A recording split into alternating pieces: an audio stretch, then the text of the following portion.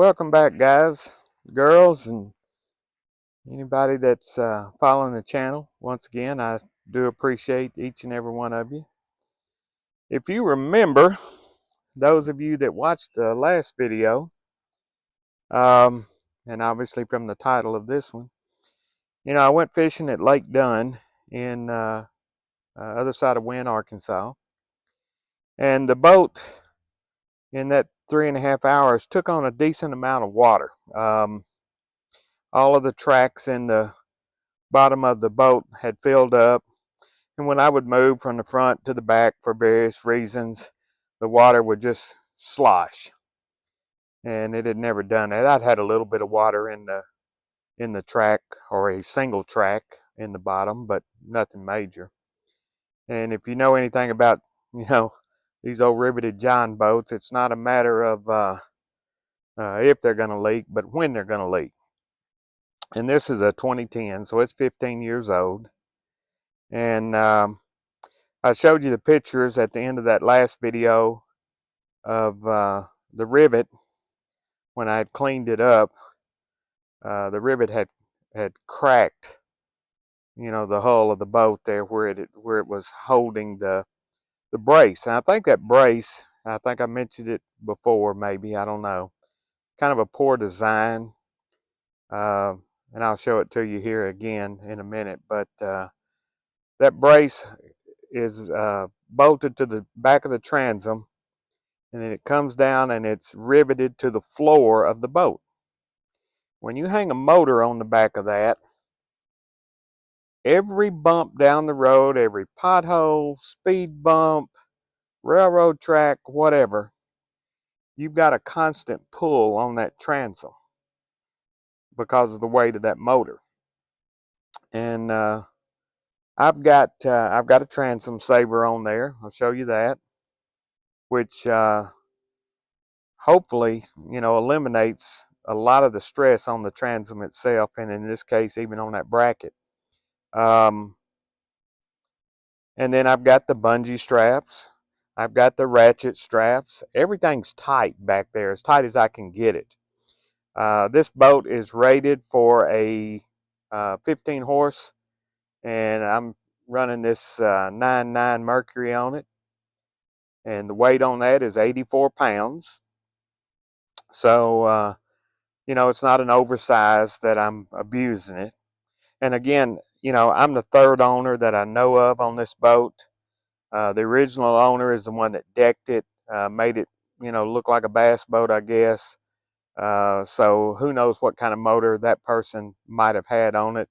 The individual I bought it from didn't even have a motor. He runs simply a trolling motor on it. So I don't think, he did any damage by abusing the transom or anything.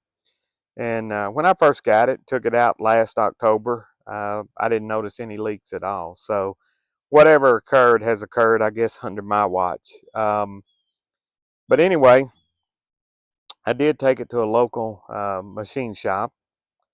And when I say machine shop, this is not some, 1 or 2 person guy in his garage, or, some little shady building.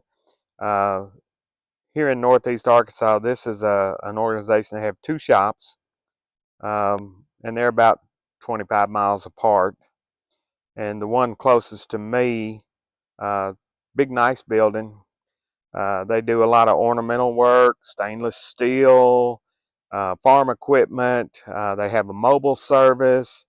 I think they said they have 18 employees. So it's not a small fly-by-night. They're pretty good. Their website shows all kinds of repairs and fabrication that they've done. So I was, fairly comfortable with that. And they had really good reviews. And I knew some of the people that was associated. I won't say employees, but associated through, I guess, customers of that particular shop. So I took it up there. They were super friendly. Looked at it and said, "Yeah, bring it in. We'll we'll take care of it for you." The young man that worked on it, just a great guy. He looked at the that front rivet that I had told you that was, you know, had pulled loose more or less on that support bracket and cracked the hole. And so he drilled that out and welded the hole on top and on the bottom. And I took it home and water tested it. And would you believe the second rivet? There's 3 rivets in that support beam to the floor. The second rivet was now leaking. And the only thing, when I did my research online, apparently, and you know, most of you probably know, or some of you do, that welding aluminum is a lot trickier than welding steel. And you know, in this particular boat, the young man even mentioned the aluminum is extremely thin, and I don't doubt that. I know that when I bought this boat and swapped it out on the trailer with my older one, the older one was from the 70s, and it was, you know, it was a lot heavier. So, you know, I'm sure aluminum's more efficient. Technology's changed, and that's why it's lighter.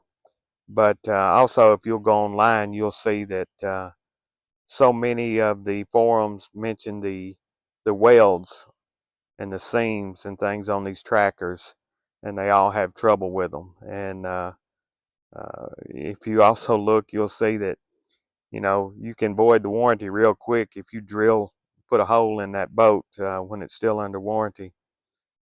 And so, you know, you can even put a cup holder or drill a hole for the trolling motor or something like that, and you void the warranty because you've changed the integrity of the boat itself. Morning, morning. How are you, sir? Don't think about it. Get up and do it now. That's all you can do. Huh? That's all you can do. I know, I know. But yeah, if you drill a hole in that boat when it's new, you know, to put on let's say a cup holder or you know, a mount for your trolling motor or something like that, drill a hole in the seat so you can put a pedestal seat or something, you avoided that warranty according to everything I read, because you've changed the integrity of the boat itself. But either way, that wouldn't apply in this particular case. I mean, this boat, again, 15 years old. So,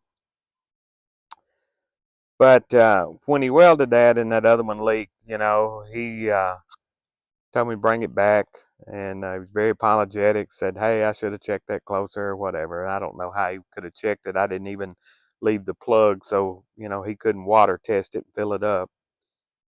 But took it back a couple days later, and he fixed that, put a complete metal plate on the bottom of the boat, all the way. They were basically covering all 3 of those rivets on that support bracket. So brought it home, put the plug in, filled it with water, and now the back seam, right where the plug goes in, was leaking, and I could even get up under it, and I could see light through it. And the only thing I can figure, because none of that second rivet didn't leak before, the seam in the back didn't leak before, and the only thing, again, I can figure is that when he got under there or worked around it, heated it up, tapped on it, whatever he did, that aluminum apparently, you know, expands, contracts, moves. I don't know. Again, it's you know, for any of you that do welding, you probably know a lot more than I do. I'm just reading online, but uh, with the seams and the welds being so thin and, you know, poor on this thing, it made me wonder if that wasn't what caused it. But the guy was super nice. I brought it back, and he fixed that. And all of this was just, you know, 3 visits to have it fixed. And in my mind, it was, you know, very inexpensive.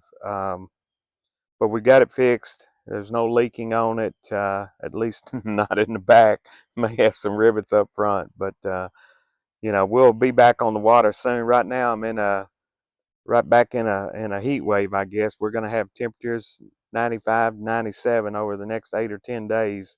So it may be a while before I get back out on the water and actually, get to test it for sure. But I'm optimistic. Now, how long it'll hold, I don't know. But we'll see. And let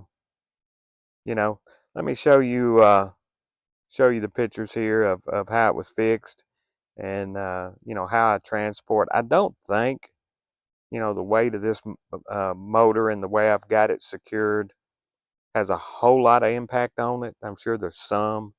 I just think it's a poor design. So take that for what it's worth. If you're looking at an aluminum tracker boat, they haven't changed much through the years. You can look at this one being a 2010. You can look at the ones today they're selling at Bass Pro, and there's not a nickel's worth of difference in them hardly. So I'm sure they've got the same issues, if there are issues, and I believe there are. So anyway, let's take a look at it.